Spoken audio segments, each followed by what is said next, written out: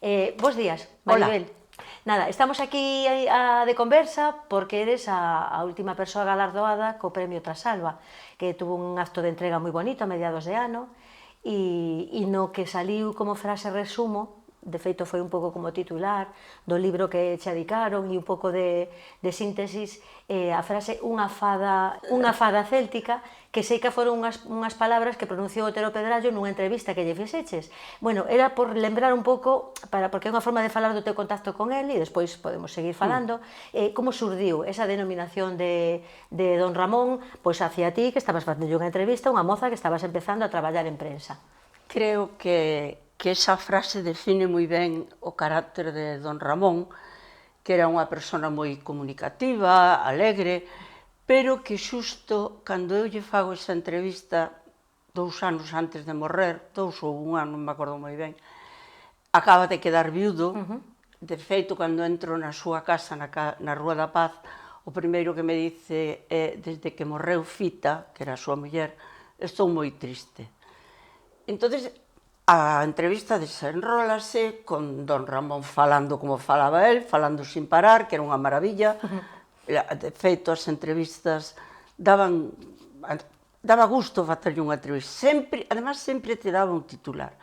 Entonces, o sorprendente é que estamos así, os dous falan, de repente para e dice: mire, miña nena, con esta luz e a esta hora parece vostede unha fada celta.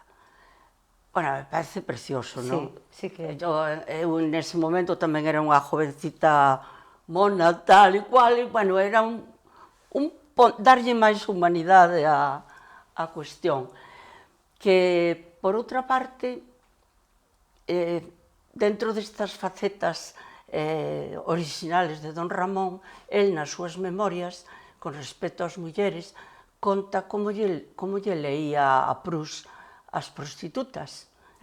Que primeiro xa é unha acción simpática, e segundo, que a conte todavía é moito mellor, porque nas biografías dos galegos ilustres sempre pecamos de tiquismiquis, parece que non tiñan pasións, non odiaban, non amaban, son sempre, ou casi sempre, uns seres... E don Ramón el mismo se desnuda e conta as súas cousas. Ademais, foi unha das primeiras entrevistas longas que se fixo e por eso tamén supoño que deu pé a coñecer un pouco mellor a personaxe e a persoa. E supoño que faríades máis entrevistas deste tipo. Esa foi a primeira? Que facía eu? Non. Eu empezo a facer unha serie de entrevistas longas con persoaxes galegos. Que pasaba? Que en ese momento, hasta ese momento, na prensa galega non era frecuente facer entrevistas. De feito, hai algúns que era a primeira vez que se lle facía unha entrevista longa, non?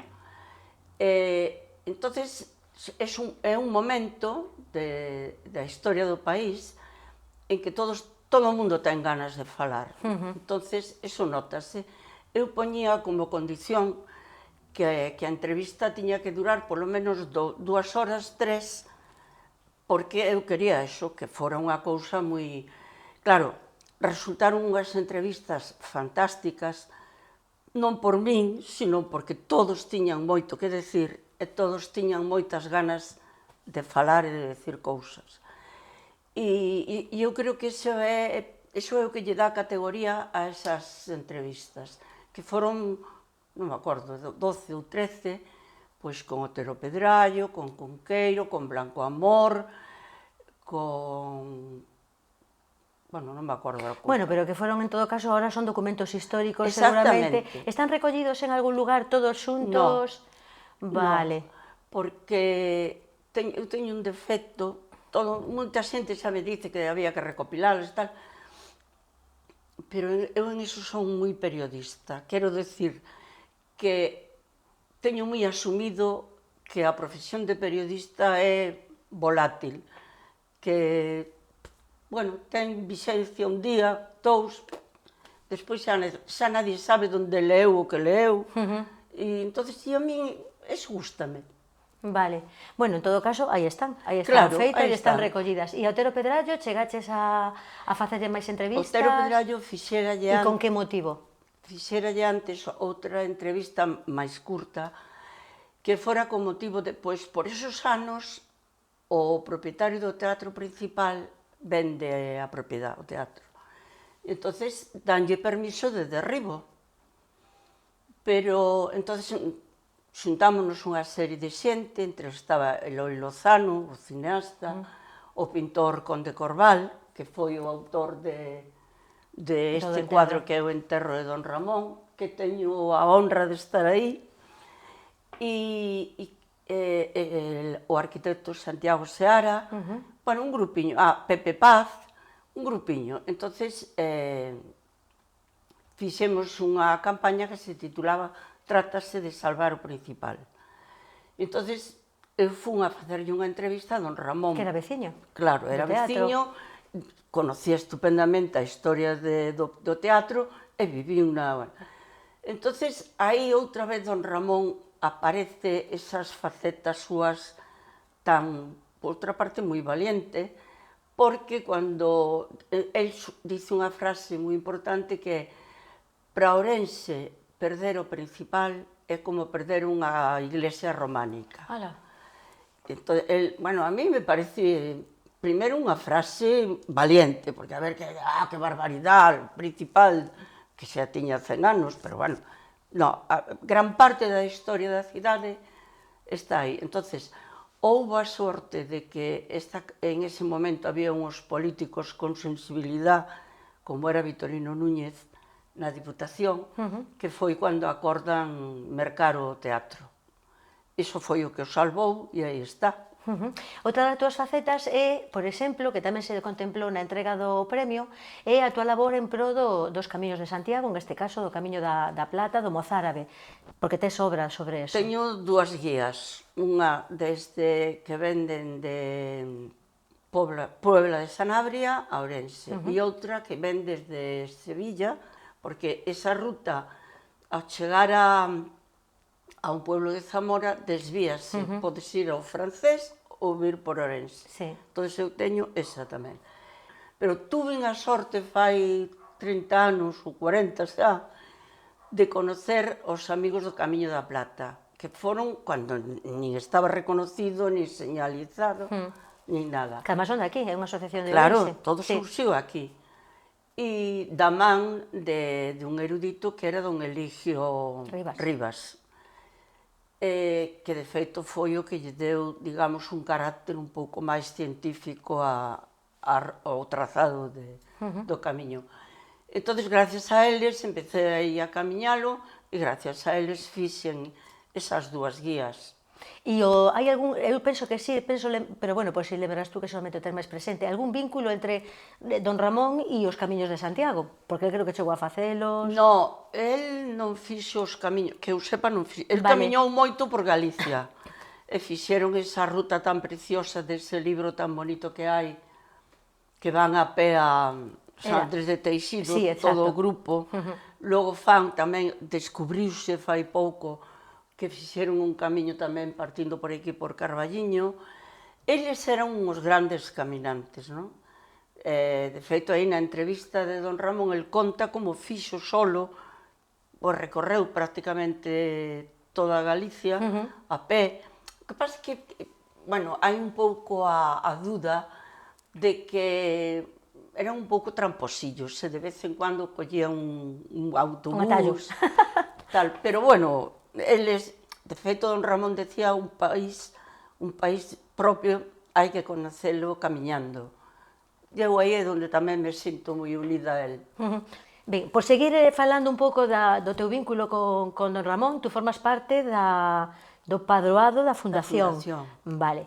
Dende ese padroado hai relación con todas as moitas institucións culturais de Galicia, ca Real Academia Galega, con personaxes como Freixanes, que está nunha editorial, na Real Academia, en fin, no acto de entrega viuse como a complicidade, xusto en ese acto, se viu como complicidade entre esas distintas organizacións ou xente que está aí. Como funciona desde ese punto de vista por dentro esta fundación? Algo que se poida comentar para a xente de fora, para que comprenda un pouco como funciona algo que parece pois algo do pasado, non? Cando realmente está vivo e hai xente interesante aí. A ver, O tema das fundacións, eu penso que é un tema que en este momento mellor hai que empezar a plantexalo, non sei, teño moitas dúdas. De feito, en Galicia hai un montón, en todas partes, de fundacións, moitas non funcionan, non teñen ningún tipo de actividade. A Fundación Otero Pedrallo funciona, é das que mellor funciona. Hai un feito importante que é o feito de ter unha sede tan importante como esa. Logo está o recoñecemento que hai en toda Galicia do que foi don Ramón. Pero logo, bueno, que tengo frente unhas persoas que efectivamente traballan moito e son moi activas, pero non é o caso de gran parte das fundacións. A mí me preocupa das fundacións cando ti vas a un acto organizado nas fundacións que a idade media é tremendo, non ves máis que xente de 70 para arriba, non hai renovación. Entonces, non sei, creo que habría que empezar a plantexar, eu non teño a solución, pero polo menos teño a dúda e creo que habría que empezar a plantexar cal é o futuro destas fundacións. Formas parte de algunha máis? Da Blanco Amor. Da Blanco Amor, vale. Volvendo a don Ramón, como é a relación que se establece ca región non a través das entrevistas que podías facer, sino a través das súas colaboracións no xornal? Como surde eso e que tiña encomendado el? A región tuvo a gran sorte de coincidir no tempo con un grupo de intelectuais galegos do máis importante que hubo no siglo XX, sobre todo como grupo. E entonces todos eles tiñan gran interés, que eu penso que é unha característica dos intelectuales de toda a España, de toda a Europa, quizá, nos comenzos do siglo XX, que lle prestan moita atención á prensa. Todos queren participar e colaborar na prensa. E este grupo ourensán pois tiveron ese interés. E, claro, neses momentos a región era o periódico local máis importante. Bueno, sigue sendo. Entón, pois aí temos a colaboración intensísima e valiosísima de Cuevillas, de Risco, do Otero Pedrallo. Todos eles escribiron moitísimo, todos eles dedicaron gran atención á historia local e iso fixo pois unha relación moi intensa do xornal con eles. Meu pai, que era o director e propietario do periódico, e meu tío Ricardo formaban parte dese grupiño deles, e había aí sobre todo había un gran respeto por ambas partes. Eu recordo que de nena, para min, ir á redacción do periódico era estar oindo falar de don Ramón, don Vicente, don Florentino, don non sei que, e todo o mundo. Había unha relación moi próxima, pero moi respetuosa. E aí, por exemplo, o que máis, digamos, participou dunha maneira máis activa foi don Vicente, que se pasaba o día na redacción. Vicente Risco falamos. Claro, perdón, de don Vicente Risco. Que don Vicente era moi expansivo. Entón, ele andaba todo o día pola rúa, iba aos bares, iba á redacción, iba para dúas cousas, para escribir a súa colaboración e para ler os periódicos que chegaban de toda España, porque antes había a boa costumbre de que todos os periódicos mandaban o seu periódico aos demais e tú recibías todos os demais. Claro, era unha fonte de información en aquel momento fantástica, e don Vicente iba para iso tamén, e para falar cos redactores, que tiña moitos amigos. Don Ramón non iba tanto pola redacción, mandaba o original escrito a man, por suposto, dificilísimo de ler. Solo había un periodista que era Ella Curiaga, que non sei como facía, pero ele aprendeu, tiña que traducilo, porque non había máis... Traducilo non, transmitilo. Pero el non iba por ali. Mandaba pola chica de servicio que traballaba na súa casa, mandaba original.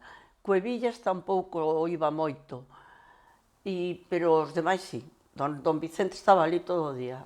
E a colaboración de don Ramón, supoño que sería en xeral, era cando había algo da actualidade que lle estimulaba para comentar, ou había algo periódico? No, mira, aí tamén hai unha diferencia. Don Vicente, hai un momento que fai, sobre todo durante a Segunda Guerra, nos anos 40, que escribe moito sobre, aparte de que fai crítica literaria de libros que se publican en todo o país,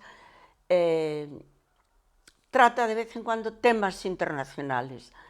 Don Ramón nunca, sempre se limita a contar historias locales, dos séculos de atrás, unhas vividas por el, outras non, pero sempre é historia local. Nunca colle un tema de actualidade e o comenta, non sei por qué, pero non o fai. Vale, e das túas entrevistas, hai algo que en este momento unha vez che ven á cabeza e que digas, mira, isto que me contou a min, a verdade é que non o vin en ningún lado, ou algo que te chamara a ti a atención? Mira, don Ramón, se lees as súas memorias, xa nada te sorprende porque ele é moi sincero aí. Pero o que sorprendía, pois, bueno, un pouco o que xa dixen, non? Que era unha persona moi próxima, que non tiña pudor en falar de determinadas cousas, que era un maná de sabiduría, e logo que era moi tierno, moi tenro, moi... O que me gustaría era volver a falar ahora con el. Escoitámolo nos actos de entrega, pero non podemos... Exacto. Bueno, quedan bastantes grabacións del por aí. É moi impresionante sempre. Bueno, mira unha cosa, no tema de prensa, bueno, don Ramón ocupou este posto que estamos falando, pero por que en un momento dado Maribel Outeiriño decide... Pois o das entrevistas me está parecendo fácil que se che ocurrira facelas porque te desenvolviche nun ambiente que estaba cheo de persoas interesantes, supoño que por aí, pero xa me contarás tú. Pero en todo caso, escoller a prensa, aínda que o tuveras en casa, pois podía ser darse por outra cousa. Que foi o que che gustou a ti cando pensabas en traballar en prensa? Mira, eu aprendín a ler na región, lendo a región. Eu teño unha imaxe mía de 5 anos. O meu pai levábanlle o periódico á cama e eu metíame con el e mentre o meu pai leía, bueno, isto é un pouco de imaginación mía, seguramente aprendín no colegio, pero o primeiro que eu leía era La Región. Lógico. O ambiente de o que era un periódico en ese momento, un periódico pequeno, na miña casa, para nós a empresa era... O ambiente da empresa era totalmente familiar, porque ali traballaban fillos, irmáns, é dicir, había un empleado, cando tiña un fillo que tiña que traballar, un irmán, un tío, entonces aquelo era delicioso por outra parte. De feito, por exemplo, o santo do meu pai celebrábase na casa, viñan todos os empleados. Quero dicir que o ambiente era moi... Eu recordo a medianoite chamar o jefe do taller, chamar por teléfono don Alejandro que non nos chega o papel porque estou falando da posguerra, que había unha escasez de papel enorme e a veces era que non había, que non chegaban os camións que viñan con unhas bobinas inmensas, pois porque había neve no Padornelo ou eu que sei, non? Ou sencillamente porque non había papel. Esa angustia de eu vivinda, non? E sempre tiven claro que quería ser periodista. E despois, pero verdadeiramente non lle collín gusto hasta que empecé a traballar. pois como tantas outras profesións, que eu creo que é moi frecuente, unha cousa é a teoría. Eu estudiei na Escola Oficial de Periodismo, que en ese momento de periodismo non nos enseñaban prácticamente nada, e o gusto colles cando empezas a traballar. Entón, eu aí sí que xa... Ademais, tuve a sorte de vivir unha etapa do periodismo español interesantísima, na que o voluntarismo era importantísimo. É dicir, eu sabía, sobre todo nun periódico pequeno, non? Que aunque este organizado non é o mesmo que unha gran empresa, que tal, tú faz isto, non. Eu sabía que había cousas que se eu non as facía non as iba a facer nadie, sencillamente porque non había medios, non? Entón era todo ese mundo tan importante que foi a transición,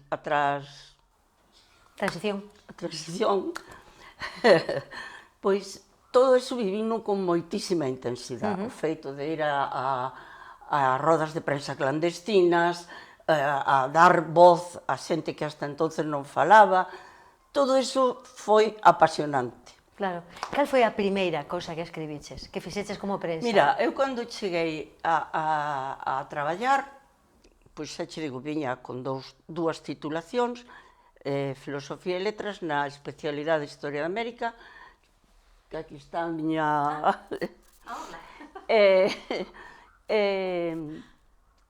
e periodismo. Eu era a primeira muller que había en Ourense con titulación, con estudios de periodismo. Porque, por exemplo, toda a plantilla que había, nadie había, porque non había, porque hasta que se crea a Escola de Periodismo nos anos 40 e tantos, os periodistas facíanse da seguinte maneira, ou te dabanche o título cando levabas unhos anos traballando nun periódico, ou nos anos 40, antes da... Non, a escola fundase despois. Meu pai, por exemplo, obtuvo o título de periodista con uns cursillos que facían en Cataluña. Entón, alá foi, estuvo 3 meses e deronlle o título. E todos os demás, Alvarado, Álvarez Alonso, Vázquez Jiménez, todos estes conseguirono traballando no periódico, que entonces, ao pasaron os anos, o periódico certificaba e o Ministerio de Información e Turismo daballe o título. Bueno, pero eu fui a primeira muller. Comigo empezou tamén Alfonso Sánchez Izquierdo, pero como home tamén o primeiro con titulación. E en Galicia eu penso que nese momento mulleres con titulación non debía de haber máis, porque na escola onde eu estudei non había máis galegas que a min. Pero bueno, eso é anecdótico. Xa non me acordo. A primeiro traballo, cando ves o teu título... Ou antes do título. Entón eu chego, jovencita, inexperta, chego á redacción, onde todos son homes, con unha gran experiencia, e ademais son a filla do jefe. Pero meu pai, que era moi listo, díxolle ao redactor jefe, que en ese momento era Isidoro Guede, dixo, aí está, que empece por onde haxa que empezar. Por onde empezabas a traballar en ese momento? O sea, nin título nin narices. Tú pasas a recortar teletipo. O teletipo eran unhas máquinas así deste tamaño, parecía unha máquina de escribir, pero máis grande, que facían moitísimo ruido e que estaban conectadas coas agencias de noticias e estaban todo o día vomitando papel con información. De feito, facían tanto ruido que nas redaccións estaban nunha habitación cerrada, que cada vez que se abría todo o mundo, cerra a porta, tal. Entón, en que consistía ese traballo? Pois tú tiñas que ir cortar o papel, que había que cortarlo, non era non, había que cortarlo con estilo. E entón, nunha mesa, seleccionabas as noticias por temas, deportes, estranxeiro, tal.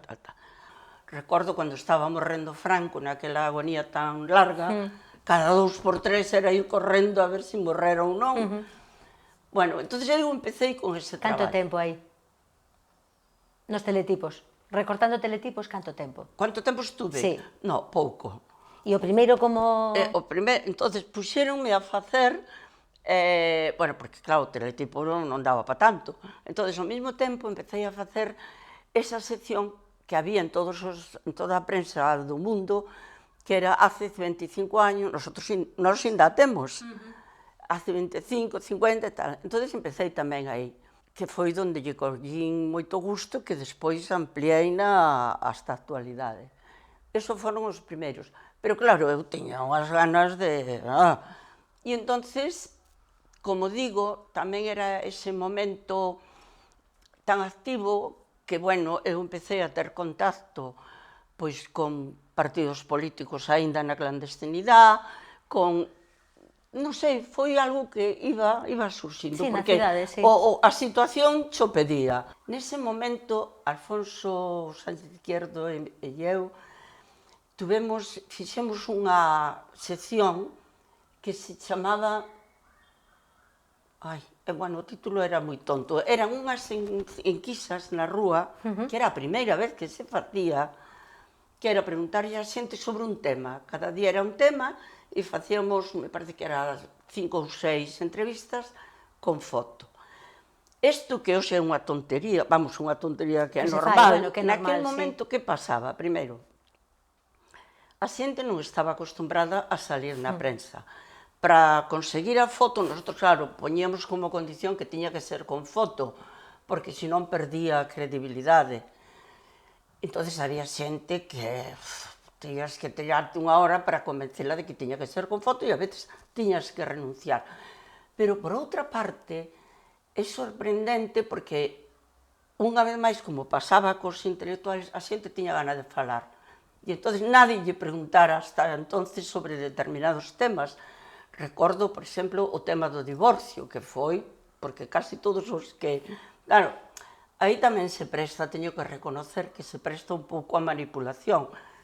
Ti preguntas o que queres que te contesten de alguma maneira. En aquel momento tamén teño que admitir que a veces facíamos un periodismo un pouquiño manipulado a favor da democracia, non? Entonces, non sei se agora estaría justificado, pero a verdade era esa, que de alguma maneira tomabas partido, porque era o momento, ainda estaba Franco aí, ou acababa de morrer, e entonces foron cousas así que lle foron dando... Vendo un pouco a tua bagaxe, bueno, como comezache, que logo o resto é fácil imaginar e fácil de seguir, non? Pero crees que queda algo por contar, por exemplo, desa xeración que tú coñeciches de intelectuais, digo, incluso en relación aos tempos que vivimos, non? Se algo que el podería ter aportado... Antes decía que un fallo que temos nas biografías dos ilustres galegos, primeiro non temos moita afición a facer biografías, me refiro a Galicia. E, en certo modo, a maioría das que se fixeron hasta ahora son, sobre todo de determinados persoeiros, son un pouco, pois eso, son os personaxes, quizá a máis atrevida, digamos, é a que se fixo de Eduardo Blanco Amor, que incluso se deixa claro a súa homosexualidade. Pero outras, pois non hai. E eu penso que aí ainda se pode explotar moito, non? Logo, por outra parte, a mí me parece que era xente para o seu tempo moi moderna, con todos os arrastres que tiñan, pois de que, por exemplo, eran moi católicos, pero bueno, pero eran unha xente moderna, permisiva e... Eu, quanto máis os descubro, máis me gustan. E nos teus proxectos de futuro, que algún haberá, hai algo desto ou simplemente que proxectos de futuro tes? É que verdadeiramente hai tantas cousas apetecibles. A mí, por exemplo, encanta mir os archivos. Os archivos son un maná. E hai tantas cousas que entón eu teño unha costumbre de ir recollendo material. Pero logo, claro, recoller divertido, curioso, os pásalo moi ben, o difícil é logo escribilo, tal. Entonces, teño material para facer un libro sobre o cementerio de San Francisco, que me apetece moito. Teño un material precioso para facer un libro sobre Oseira, pero dende un punto de vista que non se fixo hasta ahora, porque teño aí 3 ou 4 cousas deliciosas. Que sei eu, teño moitísimo, logo pero sabes o que me pasa? Que estou un pouco vaga. E sobre todo, a veces entrame a dúda, penso, se isto non lle interesa a nadie. Sí que interesa, sí. Xa, pero teño ese...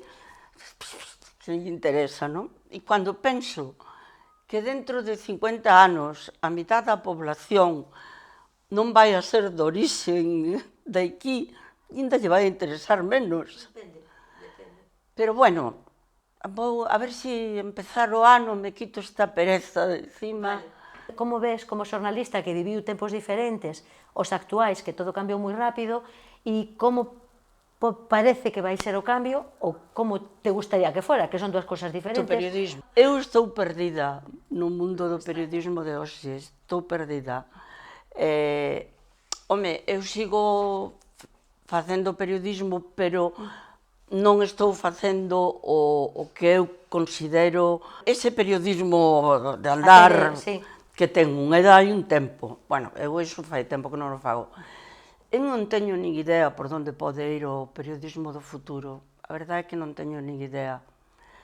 Porque o periodismo empezou a degradarse lixeiramente cando aparecen, primeiro co teléfono. Parece unha bobada, pero eu recordo que cando eu empecé a facer periodismo, eu nunca me atrevía a facer unha información sin ir a donde se estaba desenrolando a cuestión ou sin falar co protagonista deso. Tragabas actos tremendos, pasabas frío, ibas a donde fora, pero ti non te atrevías a facer algo que ti non viras. Porque, claro, contarcho... Despois, entonces, cando xa eso se empeza a solucionar polo teléfono, aí xa empezamos a perder certa forza, non? Logo empezaba a ter moita forza tamén as oficinas de prensa nos organismos públicos, co cual xa a información xa chega moito máis tamizada e controlada. Antes ti tiñas que ir, falar co funcionario, falar co político directamente, e agora está esa barrera del jefe de prensa que xa che fai todo moito máis complicado. Entón, esa degeneración foi crecendo, hasta chegar a esta barbaridade do noso alcalde de suprimir as rodas de prensa, por exemplo. A pesar da forza das redes e todo eso, se te fixas hoxe, o mundo aínda sigue tendo importancia o que dicen os periódicos e a radio e a televisión. Penso que aínda sigue sendo moi importante porque precisamente a xente con cabeciña agárrase a esa seguridade que dá de saber de onde procede eso, non? O que sempre decíamos era que a función do periodismo era ser unha ponte entre o poder e o cidadano. Eso non ten por que perderse. É dicir, o periodista ten que seguir sendo o que lle expón ao poder as inquietudes, as necesidades do cidadano e ao mesmo tempo lle conta ao cidadano o que está facendo o poder, non?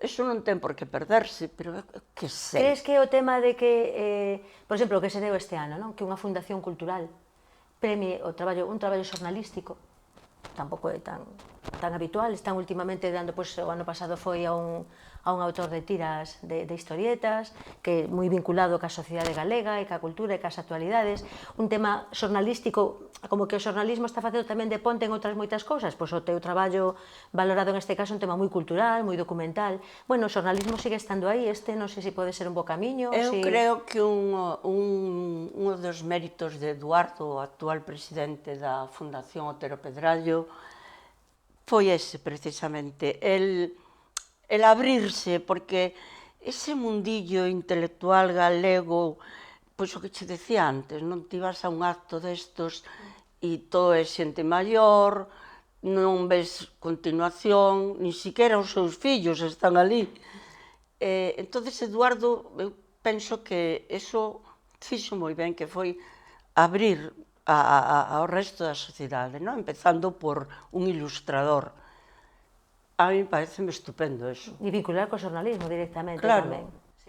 Vale. Cando, ademais, insisto que don Ramón foi un home moi vinculado co xornalismo, que valoraba moito o xornalismo e que fixo, bueno, non era xornalismo o que facían, pero que o facían a través de un periódico. Pois nos quedamos co misterio de ver a quen premio ano que ven e en que camiño van seguir tirando. Bueno, Maribel, moitas grazas. A vos. Creo que levamos un pequeno extracto da historia de Ourense en relación con don Ramón e co xornal e co xornalismo local e que me parece moi interesante, a verdade.